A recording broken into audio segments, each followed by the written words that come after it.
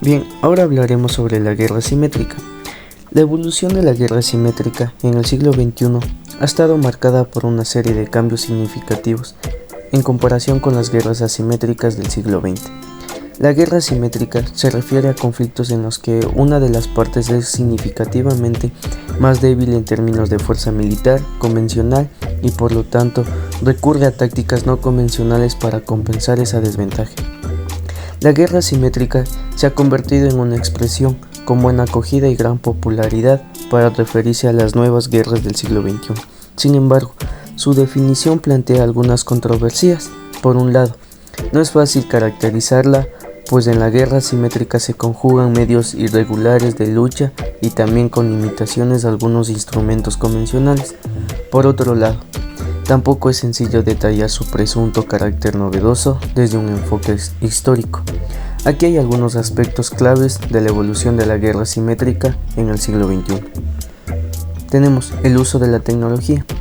En el siglo XXI los actores no estatales, como grupos terroristas, han aprovechado las tecnologías de la información y la comunicación de manera significativa. Utilizan Internet y las redes sociales para reclutar, propagar propagandas y coordinar ataques.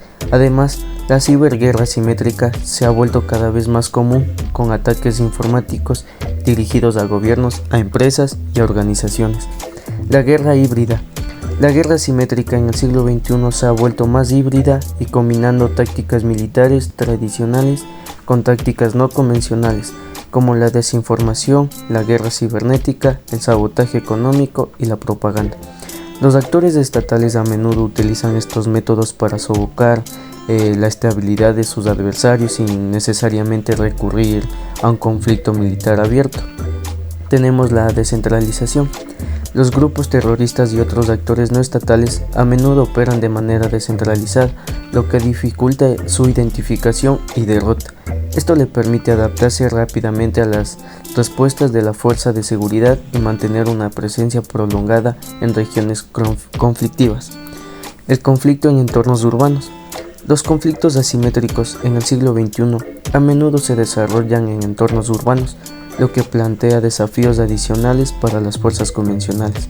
Las tácticas de guerrilla, la lucha callejera y la protección de la población civil se vuelven cruciales en estas situaciones. Uso de la propaganda y de la narrativa. La guerra asimétrica moderna se ha centralizado en gran medida en la batalla de la narrativa y la percepción pública. Los actores utilizan la propaganda para influir en la opinión pública y desacreditar a sus adversarios tanto a nivel nacional como internacional. Conflicto en la línea. La guerra asimétrica se ha trasladado a la esfera en línea, donde se liberan batallas ideológicas y de información. Los actores buscan influir en la opinión pública a través de campañas de desinformación y manipulación en las redes sociales. El uso de drones y armas no tripuladas. Los drones y otras armas no tripuladas se han vuelto accesibles y asequibles para actores no estatales. Estas tecnologías pueden utilizarse para llevar a cabo ataques y operaciones de reconocimiento de manera efectiva. Resistencia de la población local. En muchos conflictos asimétricos, la población local desempeña un papel crucial. Pueden colaborar con los insurgentes o resistirlos, lo que influye en el resultado del conflicto. A pesar de que contradicen la concepción de conflictos de baja intensidad, las ocupaciones de Irak y Afganistán están fuertemente influidas por los conceptos más antiguos de las guerras pequeñas y de las intervenciones de bajo perfil. El autor describe la evolución del concepto de la guerra asimétrica y se argumenta que la conducción asimétrica de la guerra ha sido un elemento de las estrategias bélicas de Occidente durante el siglo XX, mucho antes de que esto concluyera con la confrontación de los bloques o aparecieran las nuevas guerras frías. El autor identifica tres tendencias en la evolución de la guerra en conexión con los conflictos asimétricos. 1. Una reorientación que conduce a los asuntos militares al problema del control social y de la población. 2. Una irregularización de la violencia que implica una ruptura con las leyes y los acuerdos internacionales. Y 3. La subcontratación del ejercicio de las guerras y fuerzas irregulares aliadas tales como corporaciones militares, privadas, milicias grupos paramilitares, señores de la guerra e incluso crimen organizado. En resumen, la guerra asimétrica en el siglo XXI se ha vuelto más compleja y más diversa, con mayor énfasis en la tecnología, la formación y la información pública. Ahora hablaremos sobre el surgimiento y la lucha contra grupos terroristas. El surgimiento y la lucha contra grupos terroristas es un tema muy complejo y multifacético, que ha sido una preocupación global durante décadas. Los grupos terroristas surgen por una variedad de razones y su lucha puede ser llevada a cabo por gobiernos nacionales, internacionales y organizaciones dedicadas a la seguridad y la inteligencia. A continuación se proporciona una descripción general de cómo surgen estos grupos y cómo se combate el terrorismo. Surgimiento de grupos terroristas son causas ideológicas y políticas. Estos grupos de terroristas a menudo se forman debido a un descontento político o ideológico. Pueden surgir en respuestas a la opresión, la discriminación étnica y religiosa, o la búsqueda de objetivos políticos específicos. Ejemplos de esto incluyen grupos separatistas, nacionalistas y religiosos. La radicalización. Los individuos pueden radicalizarse a través de las propagandas en línea, la influencia de líderes extremistas, la alineación social y económica, y otros factores. La radicalización puede llevar a cabo a formación de células terroristas. Tercero, financiamiento. Los grupos terroristas requieren recursos financieros para operar.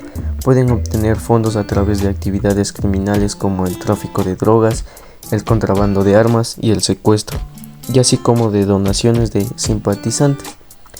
Es una lucha contra grupos de terroristas, como es la aplicación de la ley. Los gobiernos nacionales y las agencias de aplicación de la ley juegan un papel fundamental en la lucha contra el terrorismo. Esto implica la identificación, seguimiento y arresto de terroristas y la desarticulación de sus redes. Inteligencia. La recopilación de inteligencia es esencial para anticipar y prevenir ataques terroristas.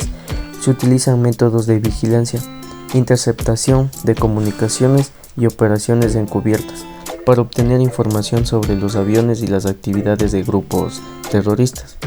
Medidas de seguridad. Los países implementan medidas de seguridad en aeropuertos, estaciones de tren, edificios gubernamentales y otros posibles ataques terroristas. Estas medidas incluyen controles de seguridad, cámaras de vigilancia y patrullas de seguridad. Cooperación internacional. Dado que el terrorismo es un problema global, la cooperación entre países es esencial. Se fundamenta coaliciones y acuerdos internacionales para combatir información de inteligencia, coordinar acciones antiterroristas y prevenir la financiación del terrorismo a nivel internacional. Contrarrestar la propaganda. La lucha contra la propaganda y la radicalización en línea es crucial. Se trabaja para desmontar la narrativa de los grupos terroristas y combatir su influencia en las redes sociales y otros medios. Esfuerzos diplomáticos y políticos. En algunos casos se buscan soluciones políticas y diplomáticas para abordar las causas subyacentes del terrorismo, como conflictos étnicos o políticos. Esto puede implicar negociaciones de paz y acuerdos de reconciliación. Ya que esto es muy importante destacar que la lucha contra el terrorismo es un desafío constante y muy complejo, y no existe una solución única. Además, las estrategias y enfoques varían según la región y la naturaleza específica de los grupos terroristas involucrados. El objetivo es prevenir futuros ataques, proteger a las poblaciones civiles y abordar las causas profundas del terrorismo para lograr una paz sostenible. Mandato de la lucha contra el terrorismo.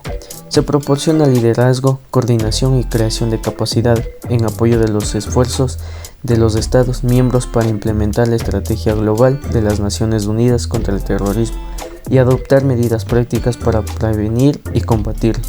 Con las redes terroristas, los grupos terroristas incitan a personas de todo el mundo, a menudo sean jóvenes, a dejar sus comunidades y a viajar a zonas de conflicto, principalmente situadas en Irak y en Siria, y cada vez más en Libia.